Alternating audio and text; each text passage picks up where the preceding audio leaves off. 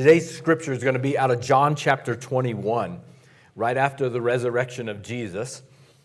And it's an encounter between Jesus and his disciples, primarily Peter. They were instructed to meet Jesus up in Galilee.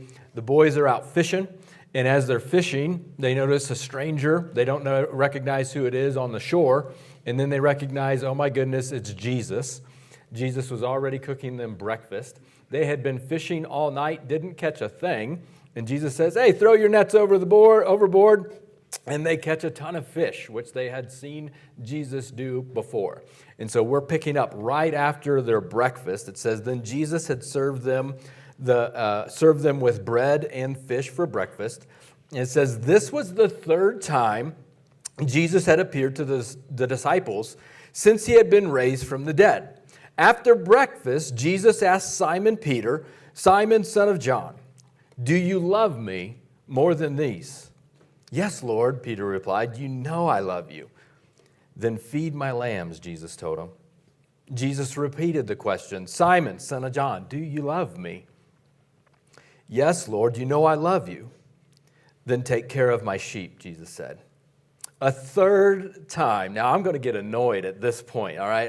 If I have to tell my kids to do something and I hit the third time, I'm going to start getting elevated. My heart rate goes up, Third time. There's something going on here, which we're going to unpack. Third time, he said, Simon, son of John, do you love me? By this time, Peter was hurt that Jesus asked that question a third time.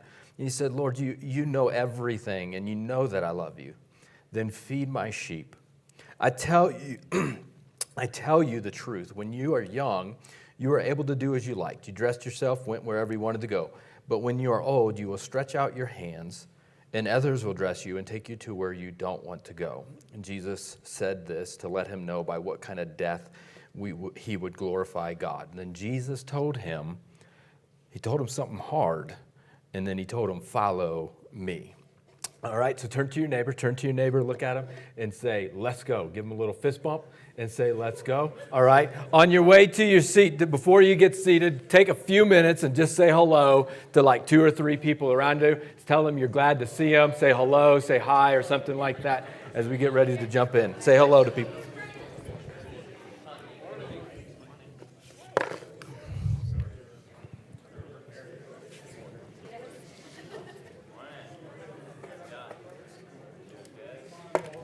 All right. As you're taking your seat, are we live online, Dakota? Are we live online? All right. I welcome our online audience as well, our online church family that joins us, and sometimes they join us live.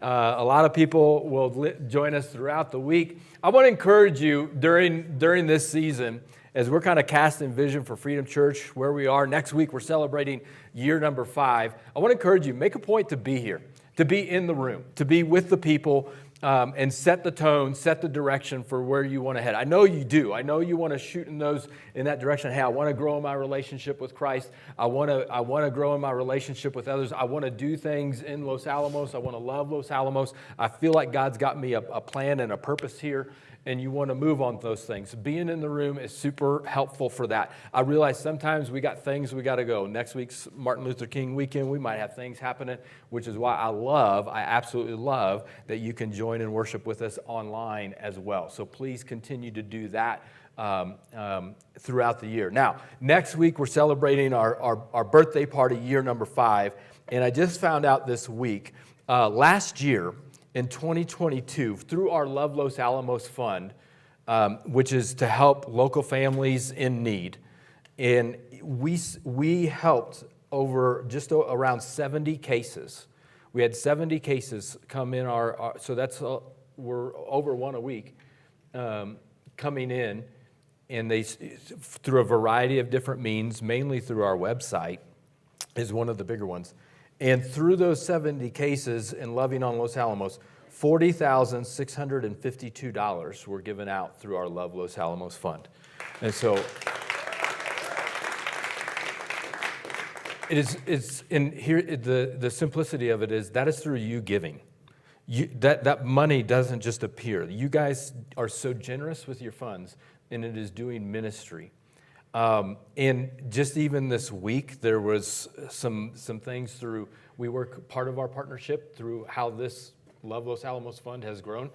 We work with the Victims Assistance Unit with the police department, which are confidential cases. We never know what's actually going on, but usually some sort of domestic violence has happened in the home, and there's some pretty dire cases.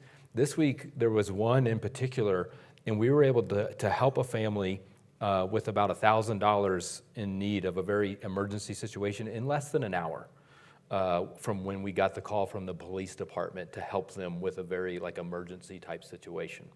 And so again, you guys are doing work that you'll never know in a way that I'll never know. But the people, in that case, the Victims Assistance Unit person, they're like, you have to tell your people. They have to know what a difference you guys are making in Los Alamos. So I just want to say, as a pastor, thank you. Thank you.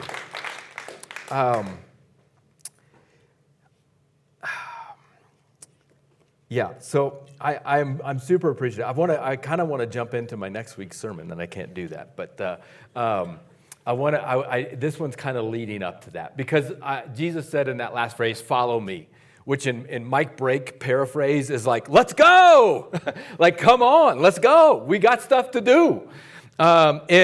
So we went as a family over the break. We went skiing. Now, I haven't been skiing in about 20 years. Fortunately, it was sort of like riding a bike. I kind of got my legs underneath me and going. But we took our boys. Nice part is about younger kids. We went to Sipapu. They were free. They didn't cost a thing. Free lift ticket. And so they were learning. But Charlie, our 7-year-old, he picked it up really fast.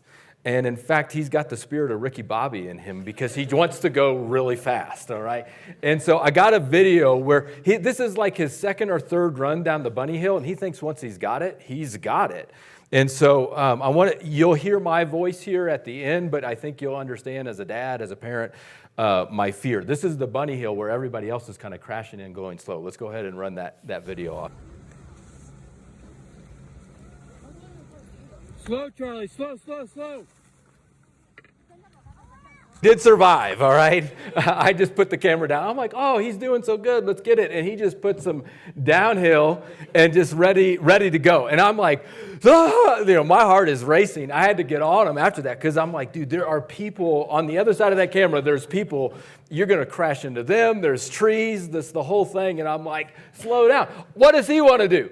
I want to go. Let's go. And so to me, there was as I was looking at that, and I'm also getting kind of a word from God and kind of what is the word? The word is go. I think in 2023 for Freedom Church, if I'm hearing one word from God, it is go. Let's go. In fact, that's a command that Jesus gives his followers. We call it the Great Commission in Matthew 28. He says, therefore, if you know it, therefore, what's the next word? Go. He says, therefore, go and make disciples of all nations, baptizing them in the name of the Father, Son, and the Holy Spirit. Teach these new disciples to obey all the commands I have given you, and be sure of this, I am with you. What a great promise. What a great promise. Peter, I know where you're headed. I'm going to lead you to a place you don't want to go, but I am with you if you will go with me, if you will follow me. I am with you always, even until the end of the age. So to me, I'm starting to get fired up. I'm starting to get pumped up. I'm starting to get inspired. I want to go. I think there's something happening. We're like at this inflection point where something is ready to take off. And a part of me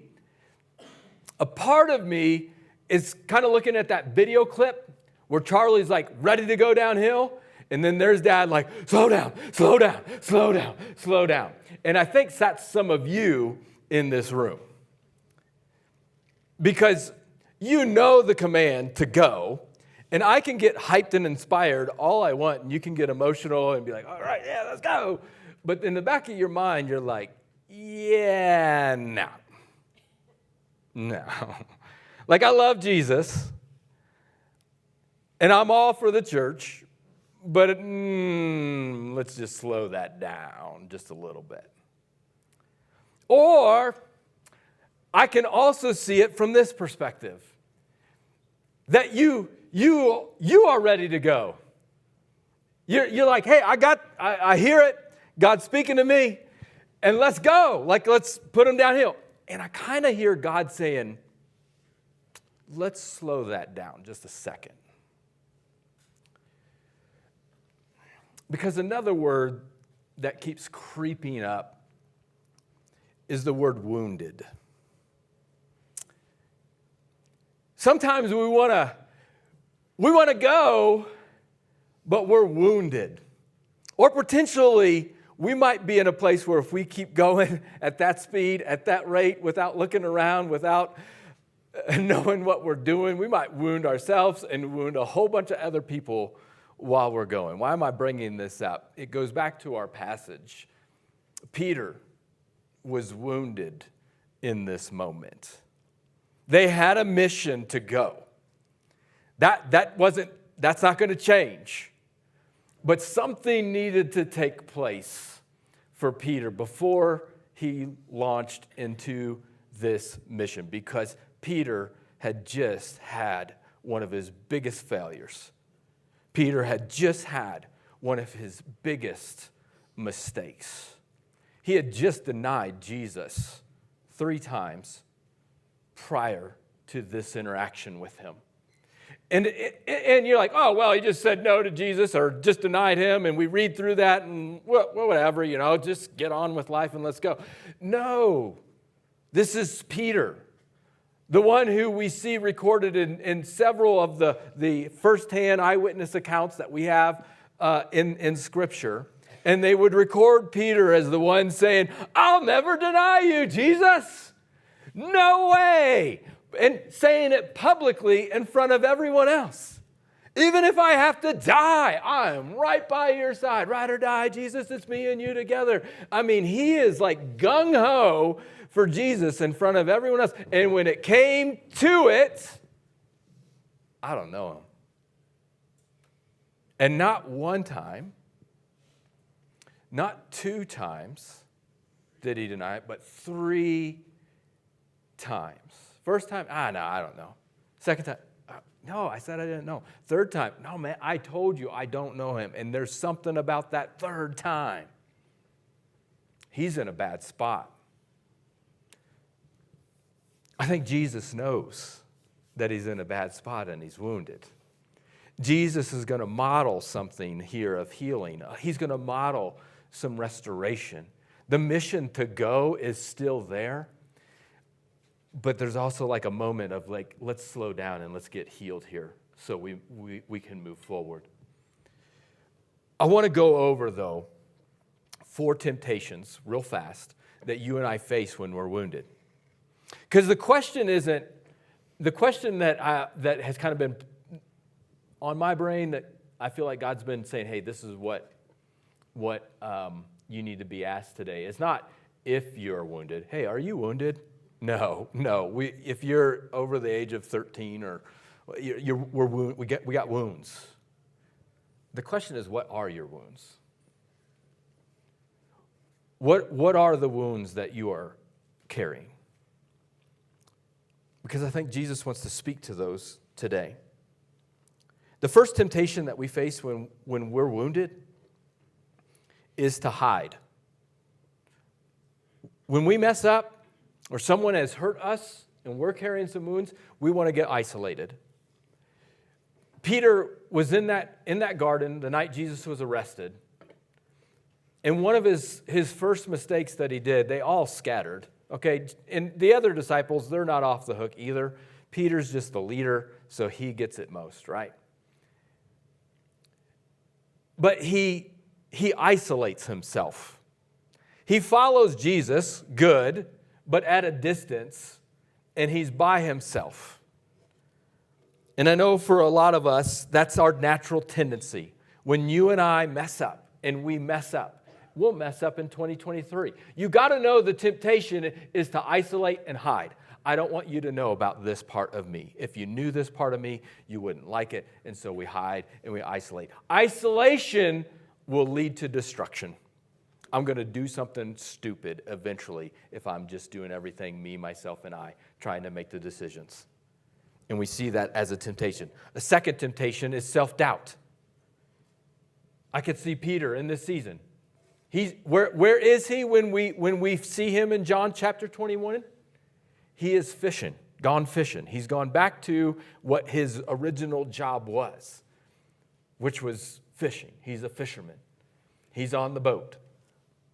I could see him saying, even though he's with the guys, and even though Jesus in Mark 8 had given him, hey, you're going to lead this thing called the ecclesia. You're going to lead this thing called the church.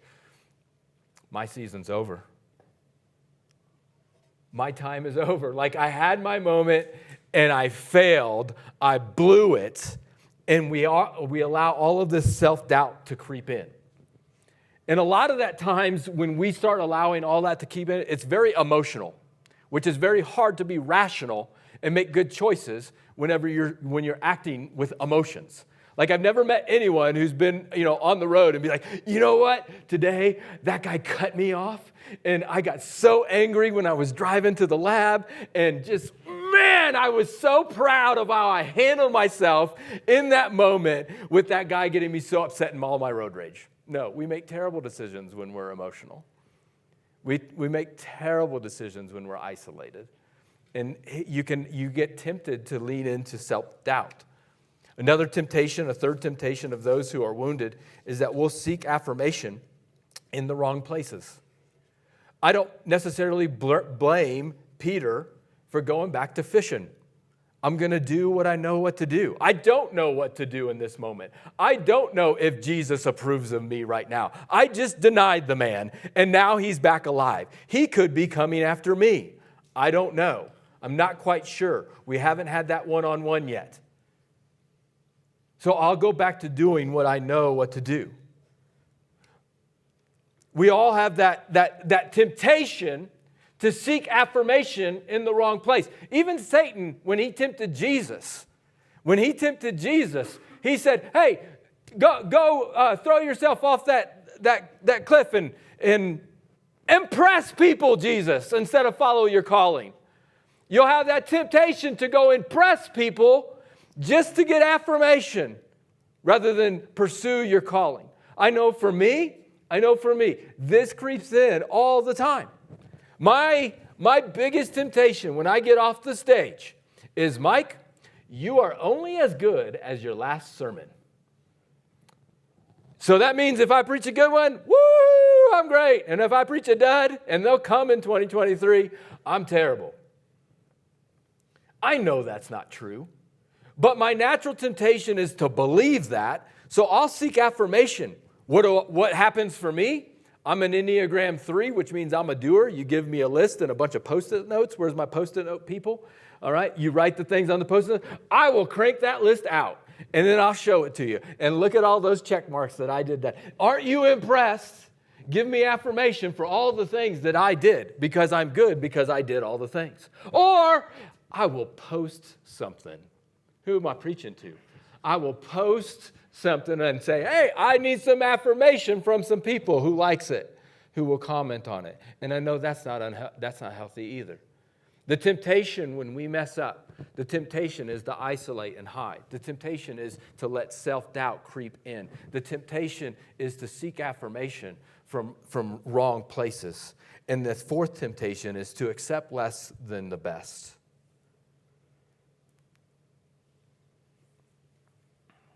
He's gone fishing.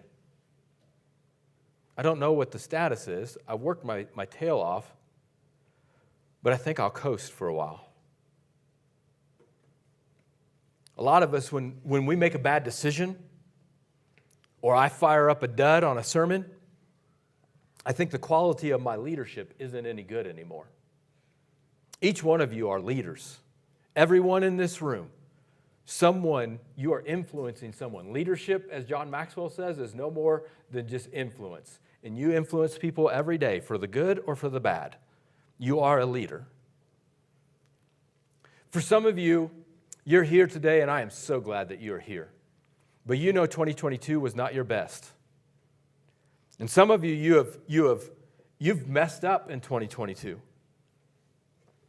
And the temptation here is, I screwed up. I've messed up. I'm still struggling with my addiction to porn. I'm still struggling with my addiction to pain meds. I'm still struggling with, I got to get high. I got to get drunk. I still am I'm in the mix of this addiction or whatever it is. And if I start to go and try to live this out the best that I can, even though I screwed up last night, well, then I can't lead people. I can't tell you to help and try to help and motivate you to work on some of your stuff. When I'm struggling with my own junk and I screw up, I'd be a hypocrite. And so we will not give our best where God is calling us to go into because I'm not perfect. Newsflash, no one in here is perfect. And I'm not giving you permission to just go and sin and do whatever the heck you want, but I'm saying I'm trying to follow Jesus the best that I can. And there is some of us in this room that I believe that you are settling or you are coasting in this season. God has called you to something greater, and because you, whatever it is, fill in the blank, you are stopping short. Wounds. Where are you wounded?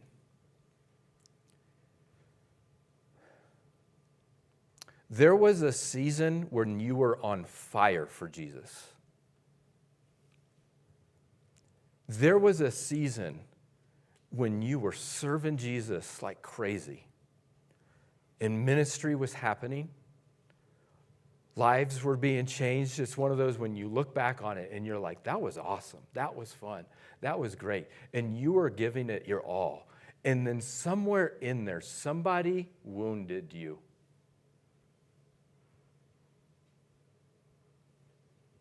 And it hurt. And it has caused you to pause and to hesitate in this moment and in this season. I worked so hard in that season, and that was the payoff that I got for it. I got hurt, and I got wounded, and I'm still hurt, and I'm still wounded, and I'm still not over it. So I am going to protect myself. I am not really going to go. I am not really going to give it my all because that might happen again. And Jesus comes to Peter in that moment, in his moment of failure, in his moment of wounding, in his weakest moment. And he asks the question, do you love me?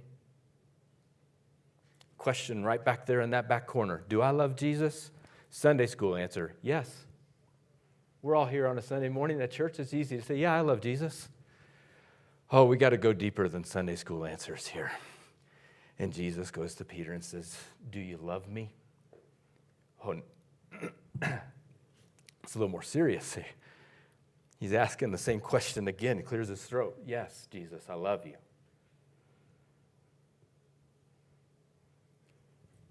But now the third time. And this is Jesus asking right to your soul today for the third time today. Do you love Jesus?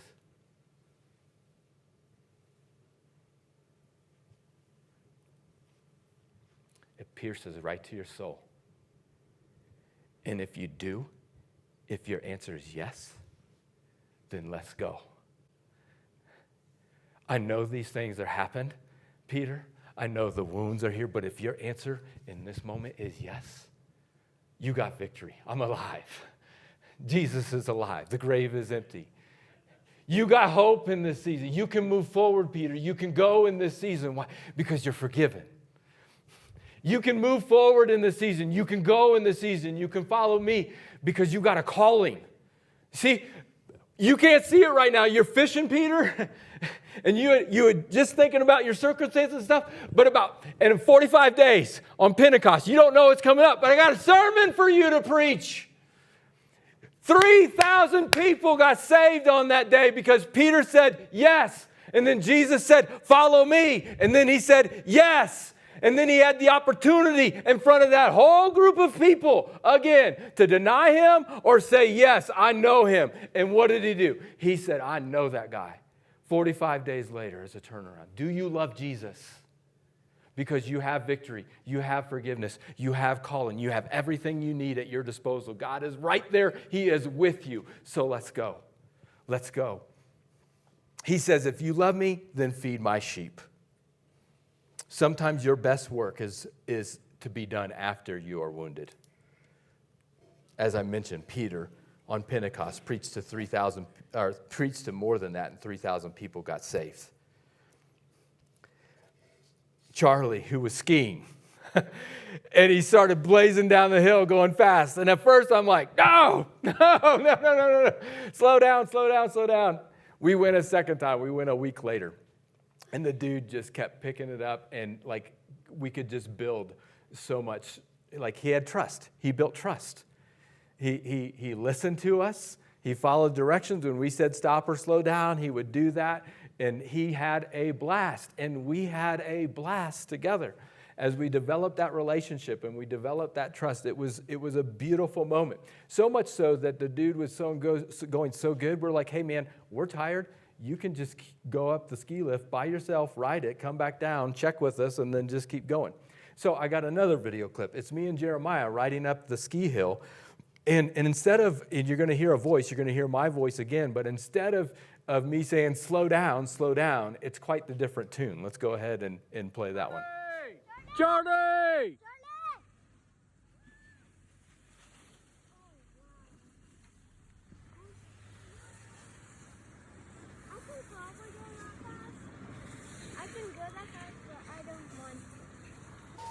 And he's just zooming. I can probably go that fast. I can go that fast, but I don't want to. Now, what you didn't hear at the very end was Brother Jeremiah saying, I could go that fast too if I wanted to. That time I'm cheering him on. Let's go, Charlie, go, man, you got it. And that also inspires other people, brother, in the seat saying, I want to do that too. I want to go that fast. I don't want you to stay stuck in 2023. I know you're wounded. I'm wounded. But I feel like the message for us is, let's go. Jesus said, follow me. And oh, by the way, spoiler alert, Peter, it's going to hurt. You're going to get wounded again, Peter. Do I want you to get hurt? Do I want you to get wounded? No. But leadership is hard.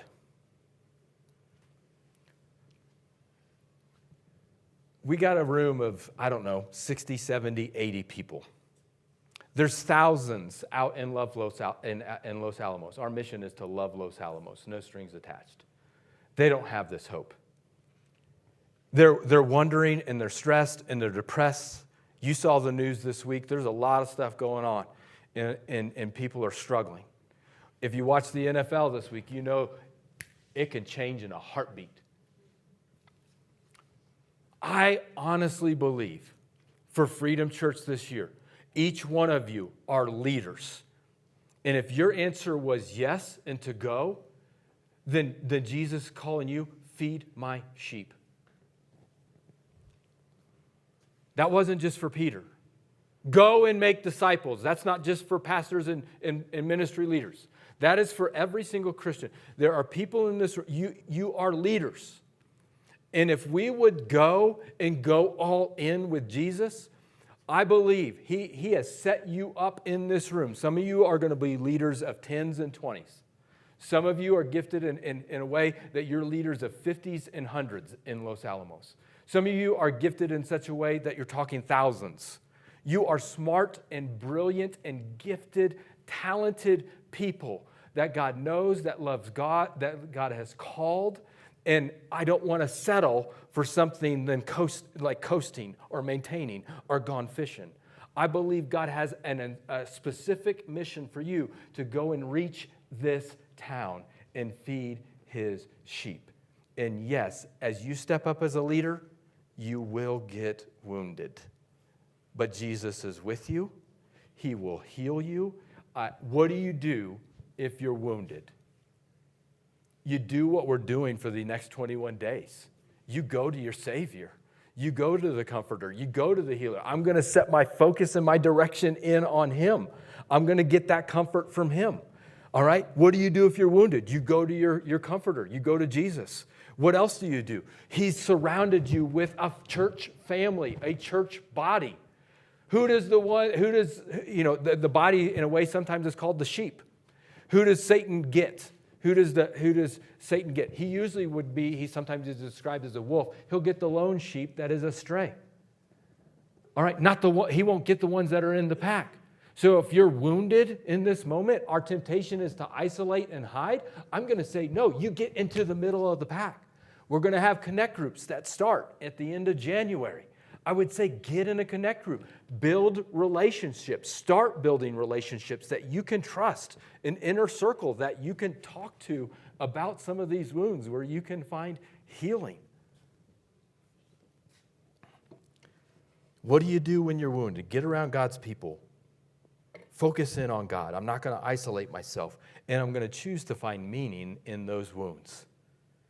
Because I guarantee you, if you put those wounds into God's hands and let him heal, there are people around you in your workplace, in your home, in your row that are dealing with that same hurt and that same wound. And if they see that God was good enough to move you through that and work through that, just like Big Brother, I think I want to go fast too. I think there's people that want to see you soar down that hill and say, hey, I think I want to follow in their footsteps because they're following Jesus, and I like that, and I need that in our lives. And that's how we're going to love Los Alamos this year. Can we stand? Can we stand and we pray in closing prayer? I want to say thank you so much for taking the time to listen to the message today. I hope you felt inspired to take your next step of faith with Jesus. Just a couple next steps that you can take coming out of this. One, leave a review or a comment or share this message. That really does spread the message further and faster when you do that. Secondly, if there's a next step that you need to take coming out of this, head on over to our website, click Get Involved, and let us know exactly how you can take your next step. We would love to partner with you in that. And finally, if you have been impacted in a positive way through our ministries, or your family has been impacted in a positive way through our ministries, go on over to our website and click Give. And if you want to partner with us financially, that would be huge in getting the message of Jesus out through our ministries. Thank you again for stopping by the podcast. Have a wonderful week. God bless.